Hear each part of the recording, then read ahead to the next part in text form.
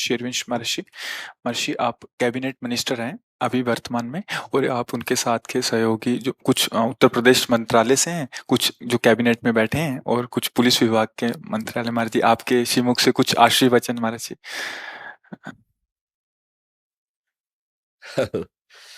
देखो, भारत सदैव भागवत धर्म से युक्त देश रहा है। अब धीरे धीरे आधुनिकता ऐसी बढ़ती जा रही जिससे हमारे आचरण हमारे धर्म के प्रतिकूल होते जा रहे हैं। वास्तविक अध्यात्म से ही हम सुख और शांति का अनुभव कर सकते हैं। दूसरों के सुख के लिए जो जीवन धारण करता है वही महात्मा है, वेश कुछ भी हो। अगर वेश साधु का है और स्वार्थवश वासनाओं की पूर्ति, उसे महात्मा नहीं कहा गया। भले पैंट शर्ट में है, पैजामा कुर्ता में है, धोती कुर्ता में है, पर उसका दूसरों का हित करना स्वभाव बन गया है, तो उसी को महात्मा कहा गया है। हमें चाहिए कि हमें जो भी पद भगवान की कृपा से भारत सरकार की पदवी पर जो भी पद मिला है, उससे हम समाज में शांति और सुख का विस्तार करें। वो तभी होगा जब यहां होगी। खास बात है, अगर हमारा हृदय शांत है, कैसे होगा शांत हृदय?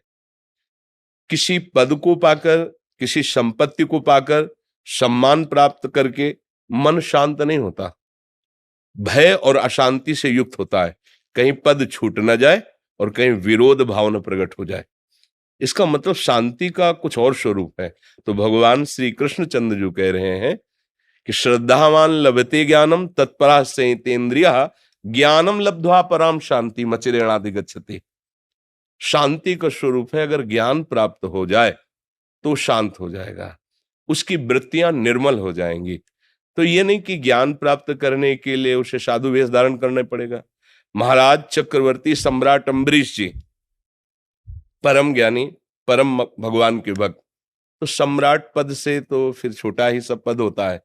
सम्राट पद होता है शास्त्रों राजाओं के ऊपर जो बैठा हुआ है, उसे जिसे बादशाह कहते हैं, वो सम्राट पद था अम्बरीश जी का। तो हमें लगता है कि यदि हम ये बात जान जाएं कि मेरे भगवान ही विविध रूपों में हैं और मुझे उनकी सेवा करने का सौभाग्य मिला है, और जितना भी हमें सामर्थ्य भगवान ने दी है, जो धर्म विरुद्ध आचरण करेगा, भगवत विरुद्ध आचरण करेगा, शास्त्र विरुद्ध आचरण करेगा, तो शास्त्रीय और राजकीय दोनों जगह कानून बने हुए हैं।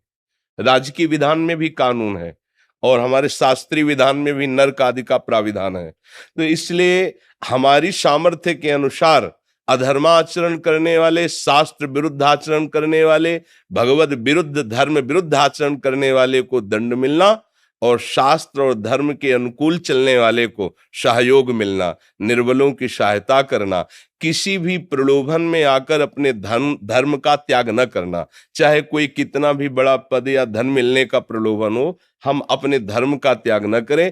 तो इससे हमारे हृदय में जो सुख आएगा वो समाज में विस्तरित होगा, जो शांति आएगी वो हमारे समाज में बढ़ेगी।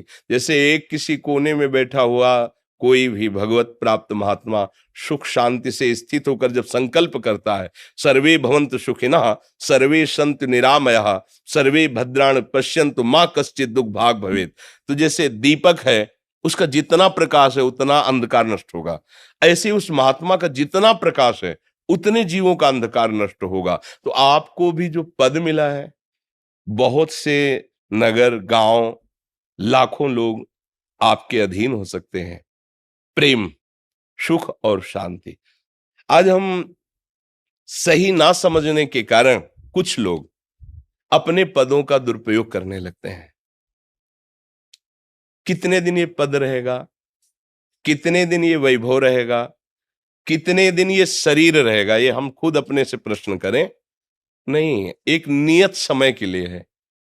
काल से कोई भी अंग रक्षक नहीं बचा सकता, काल से कोई भी सुविधा, धन, दौलत, पद मुझे नहीं बचा सकता उस कालातीत परमात्मा के सिवा। तो हमारा जितना समय बचा है, हम प्रभु का स्मरण करते हुए धर्म पूर्वक चलें और ये बहुत बड़ी सेवा है। देखो, चाहे हम ये एकांत गुफा में रहे हो, पर आके समाज सेवा ही करके जाना होगा। तो आपको तो प्रारंभ से ही समाज में रख दिया और भगवान ने योग्यता दे दी और आपके हाथ में अधिकार दे दिया। आप लाखों लोगों को सुख पहुंचा सकते हैं, आप लाखों लोगों को दुख से बचाने का उपाय कर सकते हैं। तो हमारी प्रार्थना है, जो भगवान ने आपको पद दिया है, ईमानदारी से सत्य को साक्षी रखकर आप उस पद पर चलिए और भगवत स्मरण करते रहिए। तो ये जन्म भी आनंद और सम्मान पूर्वक कटा और हम भगवान के पास जाकर भी उनका प्यार दुलार प्राप्त करेंगे। ये जगत का जितना भी स्वरूप है, ये प्रतिपल एक रस नहीं रह सकता, ये परिवर्तनशील है। आप देख रहे हैं, एक समय आपकी बाल्यावस्था थी, अनजाने में जान ही नहीं पाए, जवानी आ गई और जवानी कब गई पता ही नहीं चला और शरीर शिथिलता और बुढ़ापा की तरफ। तो आगे वाली भी की तो सोच लें, उस दशा का नाम है मृत्यु। जैसे बाल्यावस्था, यौवन अवस्था, जरावस्था, तो फिर मृत्यु अवस्था है। मृत्यु के बाद का हमारा परिणाम, ये हमारी खेती है जो हम कर रहे हैं, वो हमें भोगना हो। अवश्य में भोक्तव्यम कृतम कर्म शुभाशुभम। जो पदों में बैठ करके खूब मनमानी आचरण करते हैं, तो भगवान ने उन्हें उनके सुकृत के अनुसार सौभाग्य दिया कि समाज रूपी नारायण की सेवा कर लो। और अगर वो उससे चूक गए तो फिर ये दुर्लभ देह और ये बहुत ही माननीय पद, ये हमारे किस काम में आए। इसलिए हमारी दैन्य भाव से प्रार्थना है, आप सब जो जिस पद में हो, सत्यता और ईमानदारी से भगवत प्रसन्नता के लिए करोगे तो है संसारिक कार्य, पर इससे आपको भगवत प्रसन्नता प्राप्त हो जाएगी, भगवत प्राप्ति हो जाएगी। अम्बरीश जी को पता नहीं था कि मेरी रक्षा में सुदर्शन चक्र है। जब दुर्वासा जी अपने तपस्या के अभिमान में आकर के उनकी परीक्षा के लिए गए और कृत्या प्रकट की, मंत्र से मारण का प्रयोग किया, तो सुदर्शन चक्र जी प्रकट हो गए। जबकि एक वो महात्मा है जो लंगूटी वलकल की लगाकर केवल दूब का रस पीता है, और एक वो राजा जिसकी बहुत सी रानियां और बहुत सा वैभव है, पर वो भगवत सेवा परायण है।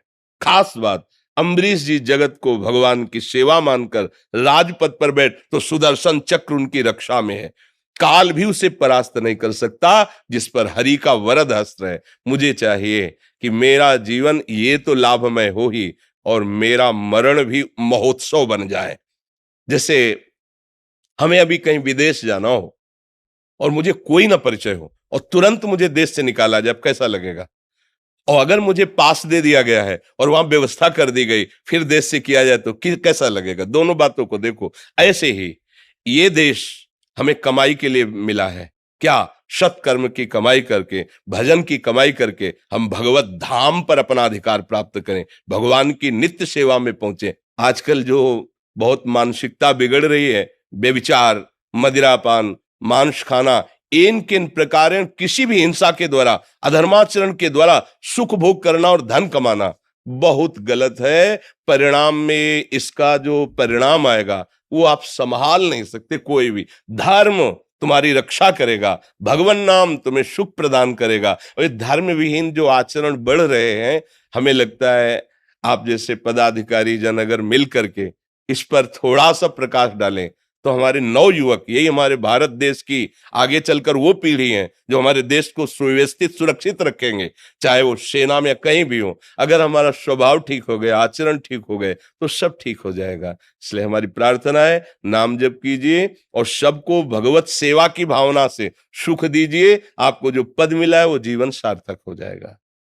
और हम चाहते भी हैं हृदय से कि आपका स्वागत करें, पर एक तो भिक्षुक हैं और दूसरी बात यह है कि जब कोई गरीब जन ऐसे आते हैं और देखते हैं कि बड़े जनों को दुपट्टा मिला, माला मिला, और वो जब रो के हमसे कह देते कि महाराज जी मुझे क्यों नहीं, तो मुझे लगता है एक स्थान तो ऐसा होना चाहिए जहां सबको बराबर प्यार मिलना चाहिए। आपको तो सब जगह सम्मान मिलता है क्योंकि वो है आपका अधिकार, लेकिन वो आदमी जो एक गरीब आदमी आ रहा है, वो जब बाहर खड़ा लाइन में देखता है कि ये लोग तो सब दुपट्टा और हमको 1 मिनट खड़े नहीं होना दे, देखा और निकाल दे, तो इसलिए एक दिन नियम ले लिया था कि हम किसी को कोई भी बाहरी स्वागत, हृदय से हम आपका स्वागत करते हैं और हमारे वचन ही आपके लिए ये जो आप आए हैं ये हमारी लाडली जो से कृपा से आए हैं। श्री राधिका कृपा बिन सबके मनन अगम्य। जब हनुमान जी का दर्शन विभीषण जी कर रहे हैं तब उन्होंने कहा प्रभु मैं समझ गया कि आज मेरे श्री राम की मेरे ऊपर कृपा है। जो प्रभु मोहि अनुग्रह कीन्हा तो तुम आई दरस हठ देना। अब मोहि भाव भरोस हनुमंता बिनु हरि कृपा मिले। तो हृदय का प्यार हम आपको समर्पित करते हैं। आप स्वस्थ रहकर और परम पवित्र बुद्धि के द्वारा हमारे देश की सेवा करें। बाहरी स्वागत हम तो भिक्षुक हैं कि आपको माला पहनाए या चुनरी डालें, ऐसा पहले सोचा था, हमारे मन में था कि अगर हमारे देश के पदाधिकारी जन धर्म का रहस्य समझेंगे तो लाखों को वो सुव्यवस्थित रखेंगे। पर जब उनकी बातें सुनी तो मुझे भी लगा कि इनका तो सब जगह सम्मान होगा, लेकिन उसका तो उसके लिए हमको इस स्थल पे एक श्रेणी रखनी पड़ी। एक श्रेणी में जैसे हम आपसे हाथ जोड़कर बात करते हैं ऐसे उनसे भी बात करते हैं। जैसे हम आपको कोई माला चुनरी नहीं ऐसे उनको भी कोई माला चुनरी नहीं। तो एक समान भाव हो गया। तो संत के दरबार में समान भाव ही, समता ही, यही सबसे बड़ा भगवान का आशीर्वाद होता है, जिससे किसी को दुख नहीं पहुंचेगा। इसलिए हम प्रगट में आपको चुनरी और माला नहीं पहना पा रहे।